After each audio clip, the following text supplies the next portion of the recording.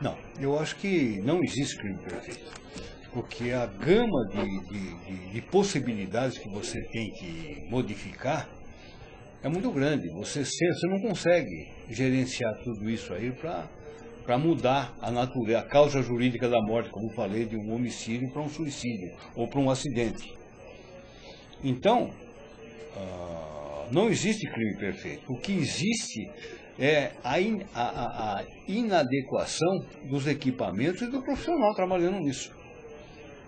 Então, esse é o grande problema. Agora, se o indivíduo quiser modificar um local de crime ou poder querer induzir o perito a erro, ele tem uma série de possibilidades de fazer isso.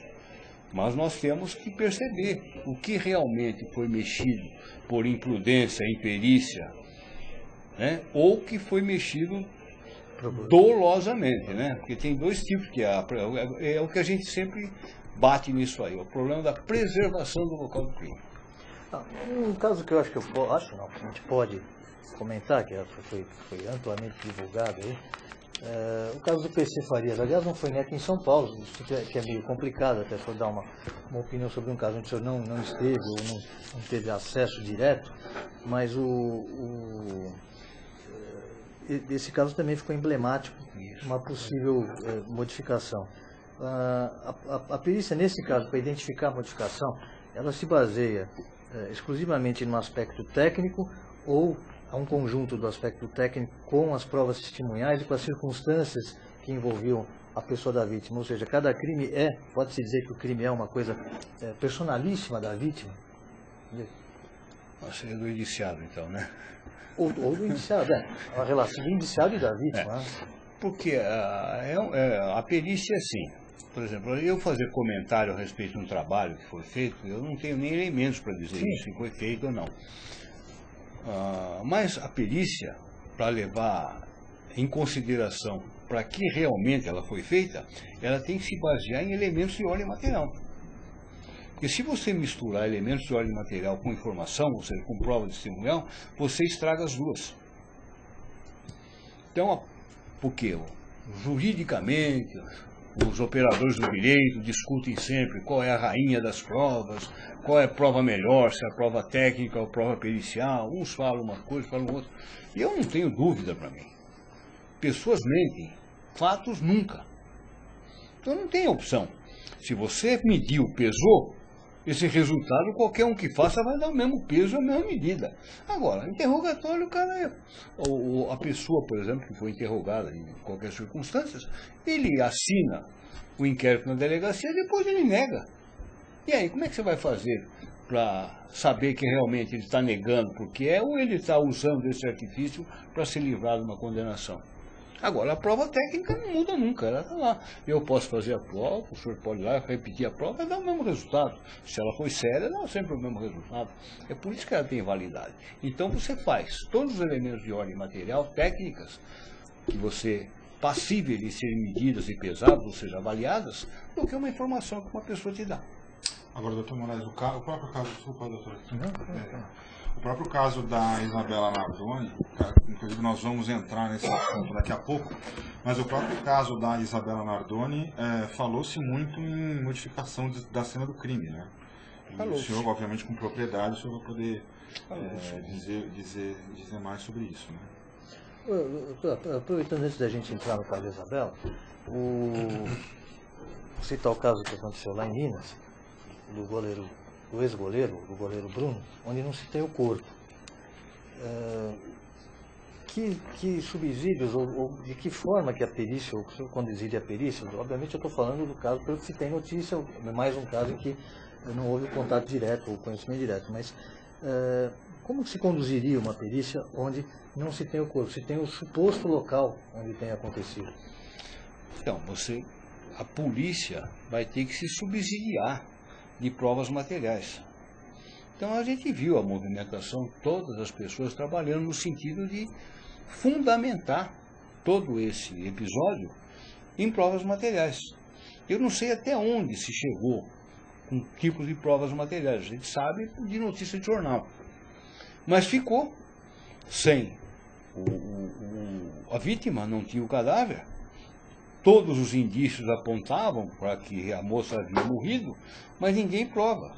Porque você tem que ter um atestado de óbito, né? Os operadores do direito sabem muito bem disso. Pela experiência que o senhor tem, o senhor acha que tudo bem, é uma opinião, a gente não tem a usar o processo, é difícil de falar, mas o senhor acha com 100%, independente de ser esse caso que a gente está citando, mas um caso sem o corpo, o senhor acha que uma condenação, eventualmente uma condenação, é algo justo, sem se ter ali a materialidade, né? Porque a materialidade... A pessoa saber uma sentença de pronúncia no júri tem dois requisitos, indício de autoria e materialidade. Não se tem ali materialidade, não? Dependendo do caso, que eu digo, é sempre caso a caso, né? Dependendo do caso, a ausência do cadáver, se você, por exemplo, hoje com os equipamentos modernos que nós temos, uma mancha de sangue, nós podemos fazer um perfil genético daquela mancha. Sem querer fazer o papel, mas já fazendo de advogado do diabo, fazendo uma suposição, ainda pegando esse caso, mas suposição, eu estou falando desse caso apenas para ilustrar. Podemos pensar em um jogador de ping-pong e não na moça. Ela teve um entreveiro ali com o cidadão, houve um corte lá, ou por um instrumento, não vamos falar de termo técnico aqui, enfim, levou um risco de faca ali, pingou um pouco de sangue na casa, e ela saiu brava lá com o ex-namorado e foi embora. E depois disso morreu e não se achou o corpo.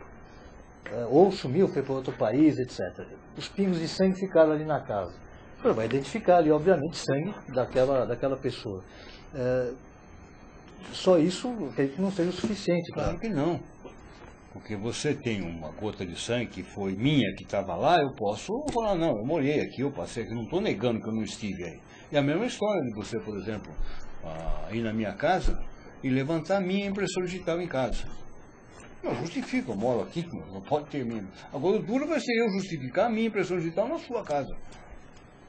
Aliás, o senhor tocou num ponto interessante.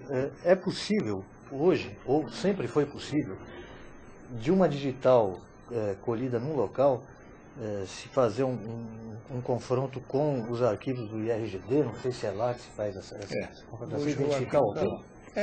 A finalidade do IRGD é essa, é catalogar todas as pessoas que têm uma ficha criminal.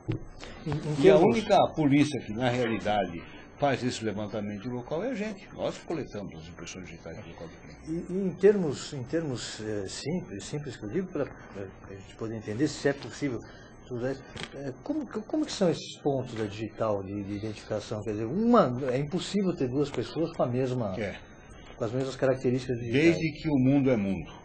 E como que é feita essa ideia? É possível explicar como que é feita essa Em linhas gerais é assim, a nossa legislação diz que se tiver 12 pontos coincidentes, ela está identificada. Se, por exemplo, pegar a minha impressão digital e pegar a minha que está no arquivo, pegar uma impressão digital e comparar com aquela que está no arquivo, certo é que foi encontrada no local do crime, tiver 12 pontos coincidentes com aquela, ela dá uma identidade. E hoje, como que é feita essa pesquisa? Por exemplo, o senhor chegou num local, acharam uma digital lá, colher. Não se tem a mínima ideia de quem possa ser o autor para fazer um confronto. O banco de dados deve ser grande, tem milhares de suspeitos. Existe alguma ligação com modernidade, com uma modernidade, com computadores, escaneamento, etc., ou tem que ser feito ficha por ficha? Não, hoje tem o Waze aí, que o Waze é um software, que ele faz a comparação. Hoje é viável você comparar no local. Dá para comparar no local mesmo? Você tem um terminal lá, você põe a impressão lá, ela já me dá de quem é. Nós ainda não temos esse equipamento funcionando na rua. Mas em outros países mais avançados tem. Não tem não, mas no IC já tem isso? Não, no IC ainda não. Porque o IC, ele não tem o monodatilar que a gente chama. Ele não está mais no IC, não foi. O IC perdeu isso aí para o IRGD. Então está lá. E só tem um equipamento? Não, digo a impressão. Por exemplo, você levantou uma impressão. Não são as 10, uma. Tá. É o monodatilar, é uma. Aí você pega isso aí e tem que mandar para quem tem o arquivo. Que o arquivo está no RGD. Você manda aquela impressão lá e fala, olha, vocês têm registro dessa que é possível de ser identificada? Às vezes ele fala que é, às vezes que não. E aí o equipamento existe lá? Agora, o equipamento lá do ERGD, eu na realidade não sei como é que anda isso, é porque eu não tenho contato. O que eu faço, o meu contato com o ERGD é encaminhar planilhas, ou para encaminhar fragmentos de impressão digital para que eles pesquisem. E o relatório, o resultado nem vem para mim. Eu já peço para mandar direto para o delegado que está cuidando do caso. Tem perguntas? Nós vamos para o tema. A gente tem, na verdade, o pessoal está mandando já algumas coisas aqui, mas nós temos um intervalo. Nós vamos fazer uma pausa. Só para lembrar, nós começamos hoje um pouquinho mais cedo. Eu estava esperando o horário para a gente entrar, porque o pessoal está animado para falar do caso Isabela. Eu estou esperando o horário que a gente mais cedo. Nós não falamos com nossos internautas, temos aquele boa noite, então, por gentileza, doutor Paulo Cremonese. Boa noite lá para o J. Alves, para o Neto Palma, para o Fred, para a Tamires, que também está com a gente. Um beijo para você, Tamires. E daqui a pouco nós voltamos. Você já vai mandando a sua pergunta aí para o doutor Moraes, que daqui a pouco nós vamos falar sobre o caso de Isabela Nardoni, que hoje completa 3 anos. Fica aí, daqui a pouco a gente volta.